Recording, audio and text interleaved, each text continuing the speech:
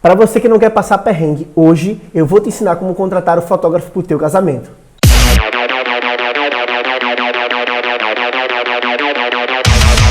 Fala noivinhas, eu sou Rodrigo Barros, fotógrafo de casamento, e dentre tantas opções no mercado, é muito importante você saber fazer a escolha certa, e eu tô aqui para te ajudar nisso. Porque afinal, casar é realizações, e para realizar da melhor maneira possível é preciso a gente definir alguns pontos. Vamos lá. A princípio, o que é mais importante é você definir o que é prioridade para você. Vamos lá. Se você quer foto, se você quer vídeo, se você quer foto e vídeo. Por quê? Cada item que você colocar a mais vai encarecer um pouco no pacote. E é sobre orçamento que a gente vai falar agora. Após isso, vamos definir o orçamento que você tem para gastar na parte de fotografia e filmagem. Até porque não adianta de nada você olhar os fotógrafos mais renomados da sua cidade se você não tem orçamento para pagar a eles. Então assim, a gente tem que primeiro definir quanto a gente tem para gastar na parte de fotografia e de filmagem, para depois a gente procurar os profissionais de acordo com esse valor que a gente tem no bolso. E após você ter visto questão de orçamento, quanto você tem para gastar, uma coisa que você tem que levar em consideração, porque passou a época de registrar apenas o seu casamento. Você paga muitas vezes um pouco a mais ou um pouco a menos pelo estilo de fotografia que cada fotógrafo desenvolve. Essa época de registrar, fotógrafo registra, ficou em 2015. Ele não só registra, você paga muito mais hoje pelo olhar de cada pessoa. Até porque, né, saber configurar muito bem a câmera, iluminação, enquadramento, toda essa questão técnica é a função básica de qualquer profissional da área. Então assim, qualquer profissional, esqueça os outros. Os profissionais, você vai estar muito bem servida na hora de registrar. O preço vai estar principalmente relacionado a como aquele cara registra. Se de fato a maneira que ele registra está alinhada ao que você quer. E aí vai uma dica de ouro. E como eu vou saber, Rodrigo, qual o estilo de fotografia que eu mais gosto? Aí é que tá. É muito bom você começar a seguir, virar fã de carteirinha de todos os fotógrafos que forem da sua região.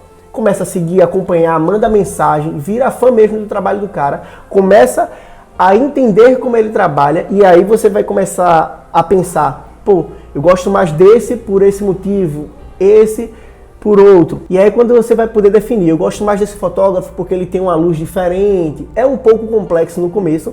Pronto, aí é que tá, definimos alguns fotógrafos que a gente sentiu um pouco mais de afinidade com o trabalho dele, gostamos, já pedimos talvez até um orçamento, vimos que está alinhado ao que a gente quer investir. Agora está na hora de marcar uma reunião. Não adianta o cara dizer que ele faz making-off, cerimônia e recepção. Basta você entender como é a cerimônia, como é a recepção e como é o pré-wedding que ele faz. Como cada trabalho ele desenvolve. E você só vai conseguir entender isso, se de fato é o que você quer, numa reunião. Até porque não adianta de nada a gente olhar uma foto bombástica daquele profissional e não entender como é que foi aquele casamento. Será que o casamento que ele realizou daquela foto é tão boa quanto ela? E é justamente na reunião que você vai conseguir pegar um álbum, folhear o álbum, ele explicar o porquê tem determinada foto naquele álbum, porquê não tem, e aí você vai saber se de fato aquele fotógrafo é o que você quer. Não hesite em marcar reunião com ninguém. Marque várias, 1, 2, 3, 4, 10 se for preciso, porque é seu sonho. Então a melhor pessoa para dizer quem é o profissional que você vai contratar é você mesma, principalmente após essa avaliação que você mesmo vai fazer. Então aí vai uma dica para pular o perrengue. Se o cara diz, não, eu não consigo marcar uma reunião, começa a colocar dificuldade, pula fora desse cara e começa a correr atrás de quem está disponível para te atender, para tirar suas dúvidas e para estar ali lado a lado com você explicando o porquê de determinada coisa no casamento, o porquê de uma foto com flash, sem flash, com luz natural, enfim, todos esses detalhes. Pronto, aí você sentou com o fotógrafo no escritório dele, ele te mostrou todo o trabalho e você vai definir qual pacote você quer dentre tantos pacotes a se escolher. Lembra daquela questão do orçamento? Pronto, ali é onde vai pesar o que você tem para investir. Via de regra, os pacotes de orçamento de casamento vai circular em torno de o ensaio pré-casamento, que a gente chama de pré-wedding, o making-off da noiva, o making-off do noivo, cerimônia e recepção. Aí se vai ter álbum ou não, se vai ter filmagem, vai ser basicamente isso. Vou dar uma dica para vocês de ouro. Quer ter um casamento de sucesso, onde você vai se sentir muito bem no seu casamento? Não hesite em contratar o pré-casamento, que é o pré-wedding. Por quê? É justamente no pré-wedding onde o fotógrafo, você vai ter mais afinidade com ele, onde o fotógrafo vai te instruir melhor, onde ele vai ter tempo de fato para te mostrar pose, como você deve se posicionar, para você estar bem nas fotos. Então, você fazendo isso antes, quando for no seu dia do casamento, você vai estar muito bem. Você vai conseguir se posicionar muito bem no seu casamento. Porque no pré-wedding você tem uma duração maior para poses e tudo mais. No casamento não, tudo é muito rápido no casamento. Então, para que você possa aproveitar o casamento e fazer boas fotos, eu indico super um pré-wedding. Então, coloca no orçamento, prioritariamente, o pré-wedding. Não deixem de contratar o pré-wedding. E na hora de escolher o seu pacote, para quem está com um orçamento muito apertado, algumas pessoas optam por escolher sem o álbum do casamento, que acaba deixando o pacote um pouco mais barato. Mas deixa eu te dar um aviso. Quando você contrata o pacote anos depois ou só depois do seu casamento, você vai pagar o valor do ano. Por exemplo, se você contrata o pacote do seu casamento em 2020 e o seu casamento vai ser realizado em 2022, você vai pagar o preço de 2020.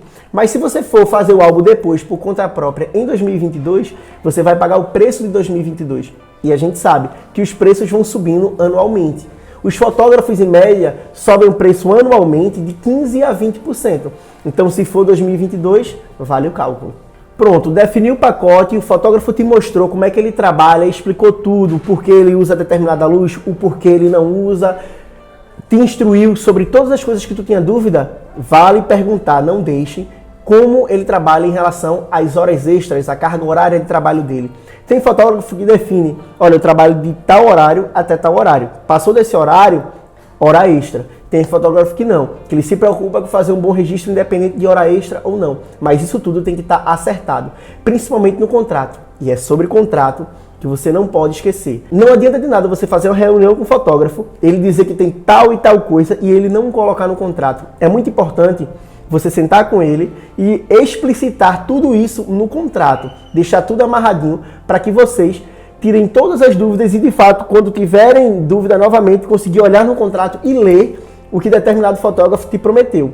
Ou seja, olhou o trabalho do cara, o cara é bom, fez uma reunião com ele, ele te convenceu que, de fato, que ele pode realizar o teu casamento da maneira que tu queria.